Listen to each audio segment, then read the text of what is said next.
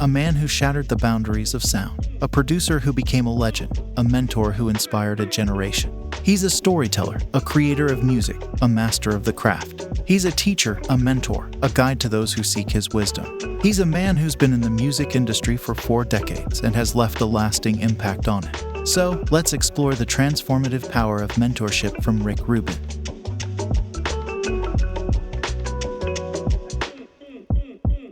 Born in Lido Beach, New York, Rubin grew up in the midst of the punk and hip-hop movements, with a love of music deeply ingrained in him from a young age. He started his journey in the music industry in the early 1980s, and since then, he's never stopped. He co-founded Def Jam Recordings with Russell Simmons and helped shape the sound of hip-hop, bringing the genre to the mainstream. He's worked with some of the biggest names in music, from the Beastie Boys to Slayer, and he's been credited with reviving the careers of Johnny Cash, Neil Diamond, and many more. He's a man of few words, but when he speaks, people listen. He's known for his unique approach to producing, his ability to strip down a song to its raw essence and bring out its full potential. A mentor to many and a source of inspiration to all. But with success comes scrutiny. People have criticized him for his hands-off approach, for not being involved enough, for not being a traditional mentor. But does that diminish his impact as a mentor? Does it diminish the lessons he's taught or the wisdom he shared? It's like there are a lot of talented people who never make it because they don't have the work ethic to make it. It's not just talent. Like, talent's a piece. Yeah. And you could argue for some people the work ethic trumps the talent, you know?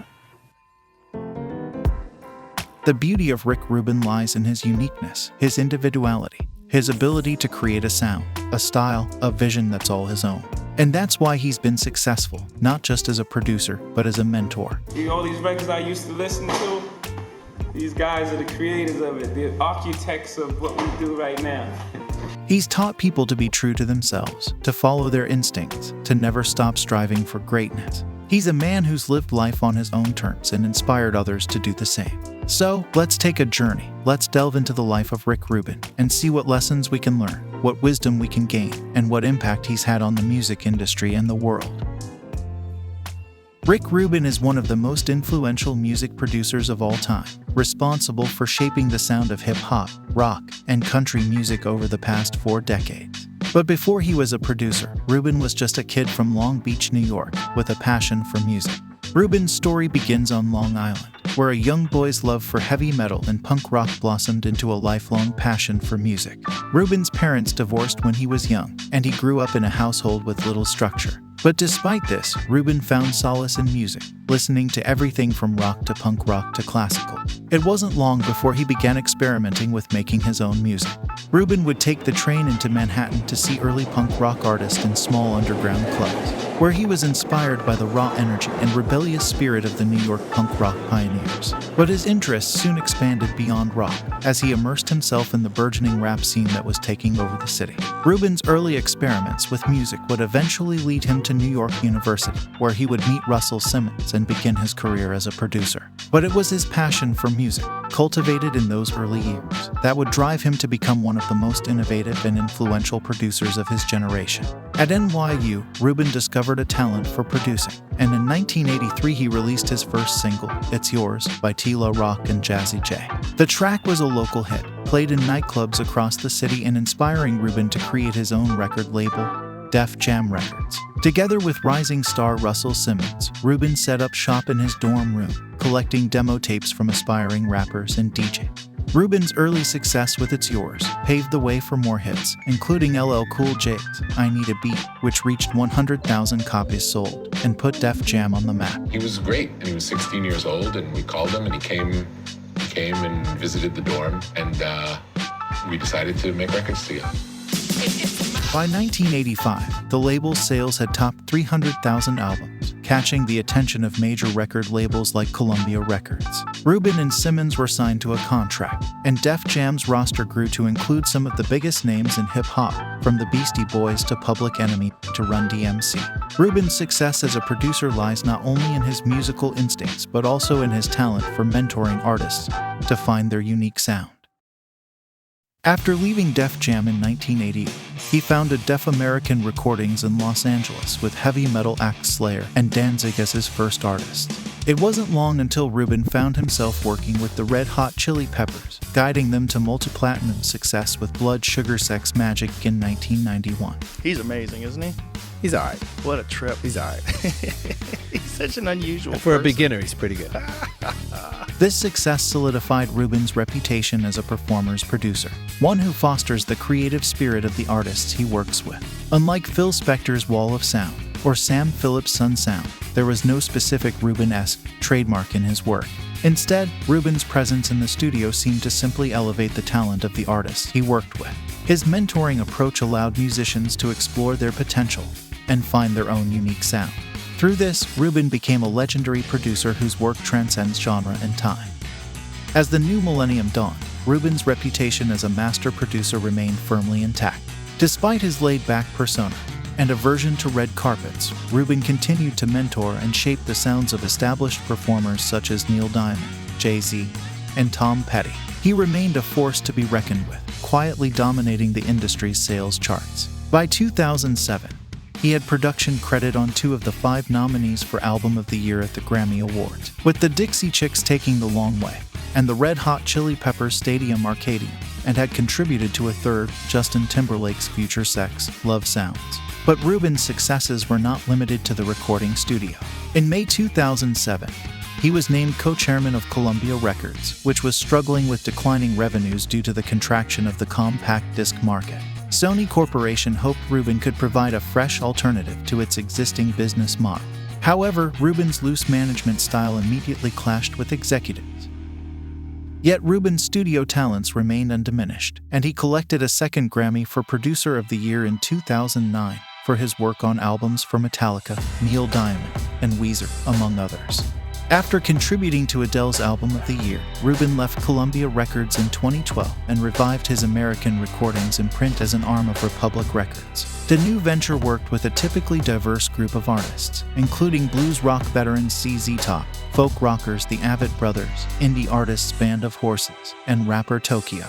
During this time, Rubin continued to work with musicians on other labels, and he notably produced Eminem's Revival in 2017 and The Strokes' The New Abnormal in 2020. Though Rubin's successes may not have been unusually special to him, his impact on music history was nothing short of extraordinary. Rick Rubin's success as a mentor can be attributed to his laid-back attitude, his deep spiritualism, and his ability to help artists tap into their unique voices. 2 prime examples of Rubin's success as a mentor can be found in his work with Drum and Goldlink. In 2016, Rubin produced the breakout hit Broccoli for rapper Drum. The song went triple platinum and helped establish Drum as a rising star in the rap world. Rubin's approach to working with the rapper was emblematic of his philosophy as a mentor. Instead of dictating what the song should sound like, Rubin encouraged Drum to tap into his own instincts and create something truly authentic. He would just let me go, Drum said of Rubin in a 2018 interview with Rolling Stone. Shout out to Rick, man. Shout out to Rick Rubin. Yeah, that's like for real, like my mentor, yo. Like, he's a shit, yo. That's a pretty good mentor. Rubin's spiritualism also played a role in his work with Drum. In a 2017 interview with GQ, Drum spoke about how Rubin would lead meditation sessions during their recording sessions. We would take breaks, and he would just sit there with his eyes closed, Drum said. And he was just so still, and it was like he was connecting with something that wasn't there. Similarly, Rubin's work with Goldlink on his 2017 album, At What Cost, demonstrates the producer's ability to help artists tap into their unique voices. In an interview with The Fader, Goldlink spoke about how Rubin encouraged him to delve deeper into his personal experiences and create something truly authentic. Rick was like, "You need to talk about things that you're going through that you don't want to talk about," Goldlink said. That really sparked something in me, and I realized that's what I needed to do. Rubin's laid-back approach to mentoring, combined with his spiritualism and ability to help artists tap into their unique voices, has helped make him one of the most successful producers and mentors in the music industry. While Rick Rubin has had a storied career as a producer and mentor, he has not been without his missteps and failures. One notable example of this was his collaboration with the Black Crowes on their 2001 album Lions. Rubin's approach, which emphasized the band's raw sound, clashed with the band's desire for a more polished production. This resulted in a strained relationship between Rubin and the band. and the album was widely criticized for its lack of cohesion and direction. Rubin also faced criticism for his work with System of a Down on their 2005 album Mesmerize, Hypnotize. Although the albums were commercially successful, many fans and critics felt that Rubin's production was too slick and polished and lacked the raw intensity that had defined the band's earlier work. In interviews, members of the band expressed frustration with Rubin's approach and suggested that the albums would have been better served by a different producer. Another example of Rubin's missteps came in his collaboration with Kanye West on his 2013 album Yeezus. While the album was widely praised for its boundary-pushing sound and provocative lyrics, Rubin's role in the project was somewhat contentious. In interviews, West suggested that Rubin had not been as involved in the project as he had hoped, and that the two had clashed over creative differences. Despite these tensions, Yeezus was a critical and commercial success, and cemented Rubin's reputation as a producer who was unafraid to take risks and push boundaries. Despite these failures and challenges, Rick Rubin remains one of the most respected and influential figures in the music industry. His spiritualism, laid-back attitude, and willingness to push boundaries have made him a sought-after mentor for musicians from a wide range of genres. While his collaborations have not always been successful, Rubin's legacy as a producer and mentor is one that will continue to inspire and influence musicians for generations to come. When it comes to the music industry, Rick Rubin is a name that has spanned decades and made an indelible impact. With his unique approach to producing, Rubin has stripped down songs to their raw essence and helped legendary artists find new life in their careers. I didn't reduce it. Rick Rubin reduced it. He's not a producer, he's a reducer. Whether it's rock, hip-hop, or country, Rubin's influence is felt across genres. And while some may criticize his hands-off approach to mentoring, Rubin's real power lies in his ability to inspire others to trust their instincts and stay true to themselves. In a world where producers are often more concerned with creating a hit than with fostering true artistic expression, Rubin's approach is a breath of fresh air. He encourages his artists to experiment, to take risks, and to follow their instincts, knowing that the best music is often the product of a deeply personal creative vision. So the next time you hear a song that moves you, that speaks to your soul and captures your imagination, remember that behind every great artist is a mentor who helped them to find their voice.